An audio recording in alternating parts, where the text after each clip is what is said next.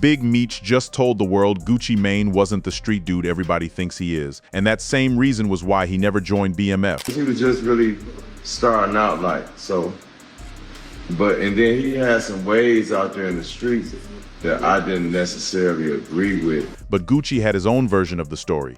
Yeah, I just had to sit down about you. Yeah, we ain't gonna let you in. Yeah, I be robbing too much. Gucci said the word Meech wouldn't, and that one word did more damage than either of them saw coming. Let's break it down. What Big Meech really said. Big Meech did the better part of 2 decades in a Fed cell. When he touched down and pulled up in front of a camera, he ain't have nothing left to protect and nobody left to impress. And one of the first things folks wanted out of him was that Gucci Mane situation, because Atlanta been going back and forth about it since 2003. The interviewer ain't dance around it neither. He put it straight to him, and Meech answered it in under a minute. Is that true? Gucci wanted to be a part of BMF back in the day? No dodge, no next question, no lawyer talk. Meech confirmed it on the spot and went right into how he felt about Gucci as an artist back then. Of course.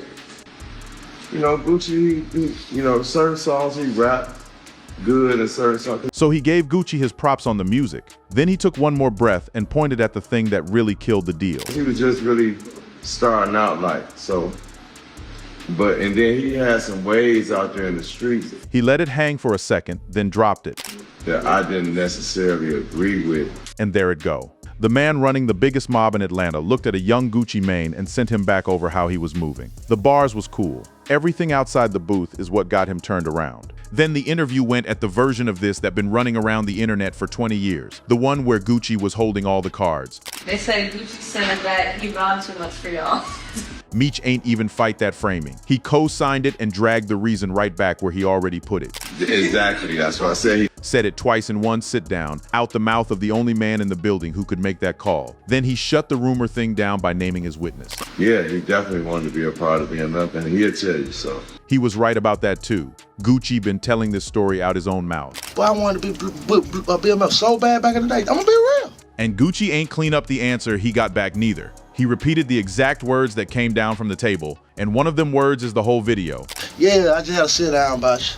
Yeah, we ain't gonna let you in. Yeah, I be robbing too much. Robbing too much, that is the decode on some ways out there in the streets. Meech was talking about stick-up work. In that city, a jack boy is a dude who takes what somebody else already went and got, at gunpoint usually off another hustler. It is the fastest money out there and the loudest, because whoever you run down on knows your face and tells the whole town. Gucci had that name in Atlanta, and in BMF that name came with a locked door on it. Understand what he was getting locked out of. In the early 2000s, BMF was the loudest thing moving in Atlanta, pushing work all through the South and throwing parties the whole industry pulled up to. A cosign from that circle meant protection in the city, money behind your project, and a name that traveled past the state line. Gucci was a broke artist with a few songs and a hustle. He wanted that stamp bad enough to ask for it out loud. He asked, and the answer came back with his own paperwork attached to it. No maybe, no wait your turn, a no with a reason on it. He could have took the easy way out on that question and said Gucci was never good enough for the roster. He went the other way and put it on a habit. What he never did was break down what them ways actually was. He left it vague on camera. Somebody else filled in them blanks. And what that man described is uglier and way more specific than anything Meech was willing to say into a mic.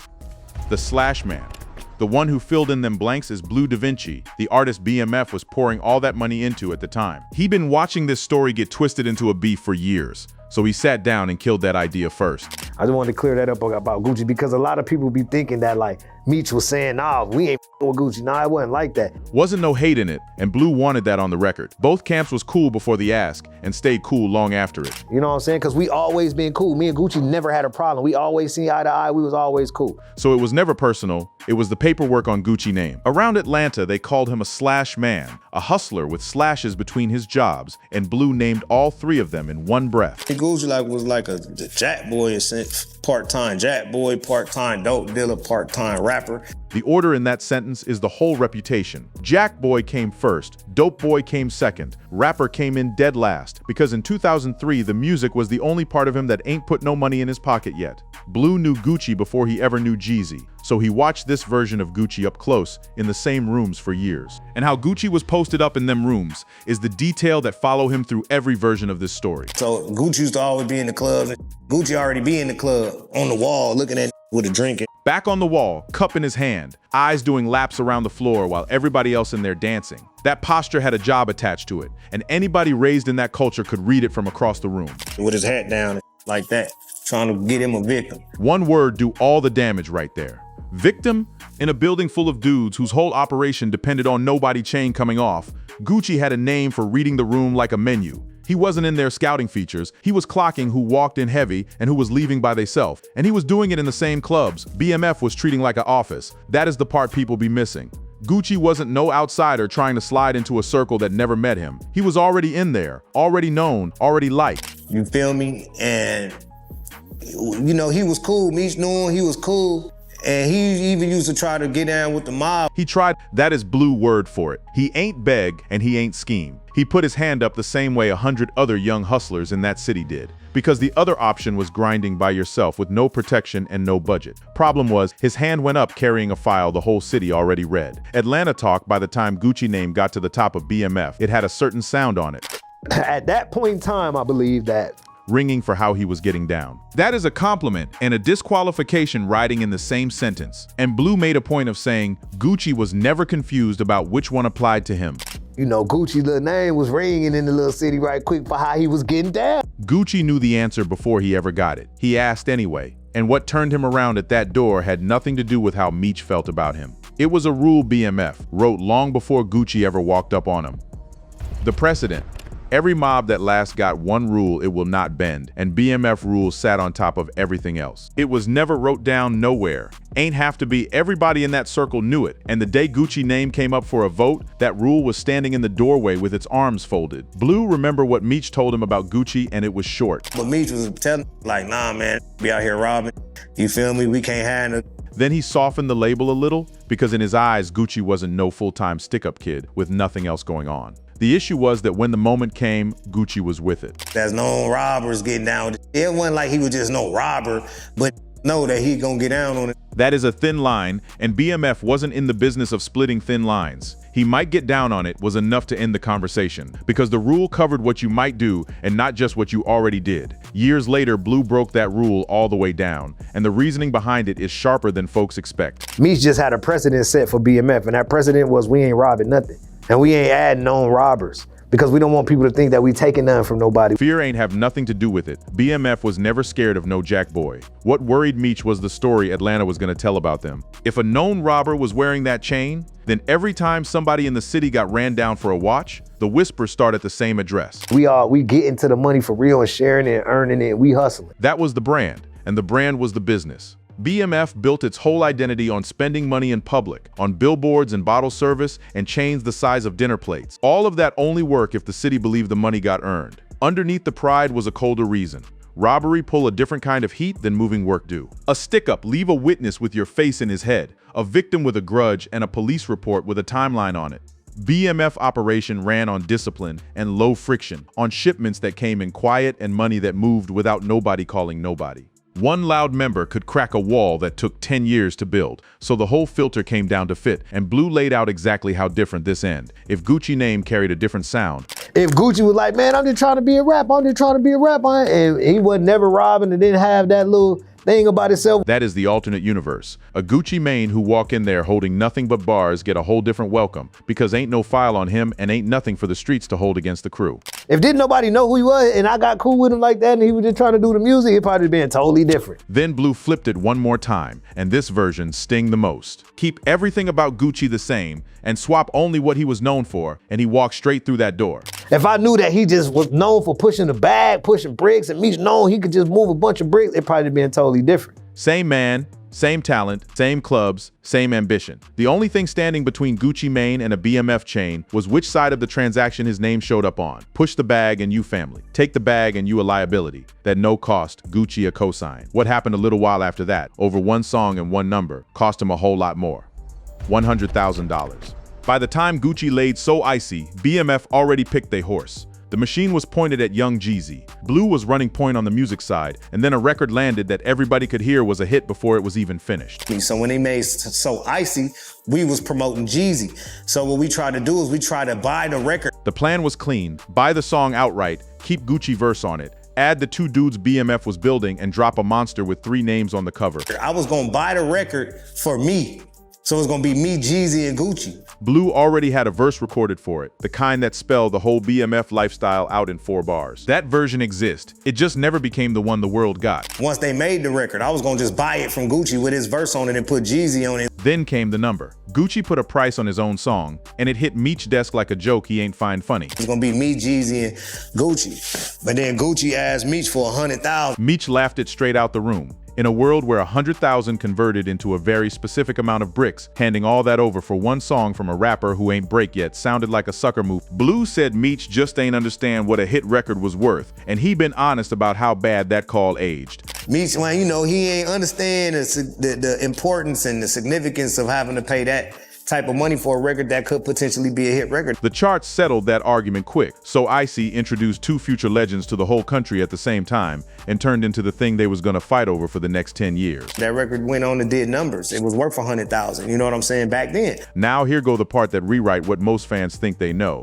For 20 years this been sold as a rapper problem between Gucci and Jeezy. Blues say the man who really killed that deal was never Jeezy at all. It wasn't even Jeezy. It was really Meech that denied it, not Jeezy. So Gucci got his offer thrown back in his face by the most powerful man in the city, and he was already riding with a chip about how the 2 of them was getting built. One artist was climbing with a whole organization pushing behind him. The other one was climbing with nothing. Now, at that time, Gucci was making his own noise, and Jeezy noise was being made through the voice of BMF. A gap in resources turned into a gap in respect, and in Atlanta in 2005, that kind of gap ain't stay on wax. The song came out anyway. Both of them shared it, then the sharing stopped. They just end up doing it together, and just Jeezy and Gucci just end up doing it together. What came next is the darkest chapter of the whole run. In 2005, a man named Henry Pookie Lock Clark got killed at a home in Georgia during what got described as an attempted robbery, and Gucci Mane was the one holding the pistol. Gucci said he acted in self-defense and got cleared of the murder charge on them grounds. A disagreement over $100,000 had walked all the way outside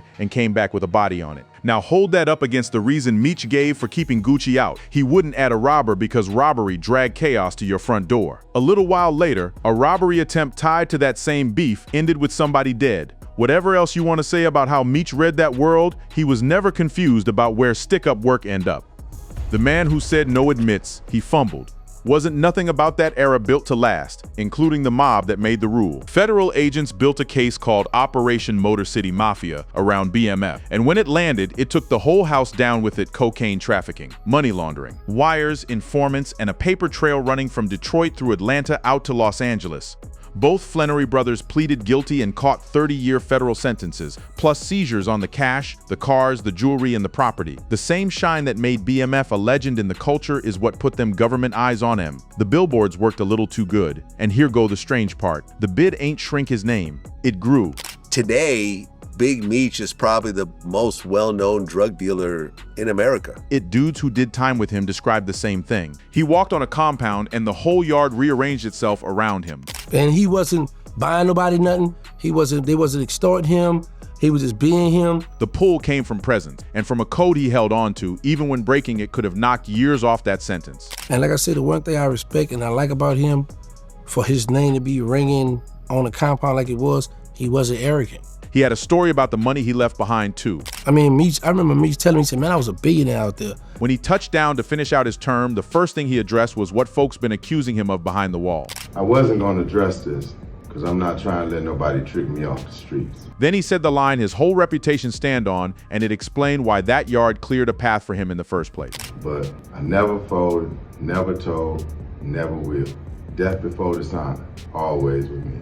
He got moved to a residential re-entry program in Miami in late 2024, years ahead of the date his paperwork originally had on it. And Meech is out, 5 years sooner than he was supposed to be released? Meech was supposed to get out, I think it was 2028. That early exit came with a leash on it, and the room worked out exactly how long that leash run. Man, it's halfway out until January 2026. Now here go what? Turn this whole thing from a rejection into something warmer. That note never turned into no war. While Meech was still down, he recorded a spoken intro for Gucci 2012 tape Trap Back, and Gucci named the track after him. Big Boss Meech speaks, a man in a Fed cell opening a project for the same artist he once turned away. Meech also talked about stepping in for Gucci during a situation out in the streets, saying him and his people handled it and Gucci walked away without a scratch. He wouldn't give details that could put nobody else in a bad spot, which tell you the code around it still standing. So we back where we started. Meech looked at a young Gucci Mane posted on a club wall with his hat pulled down and made a call to protect the machine he built.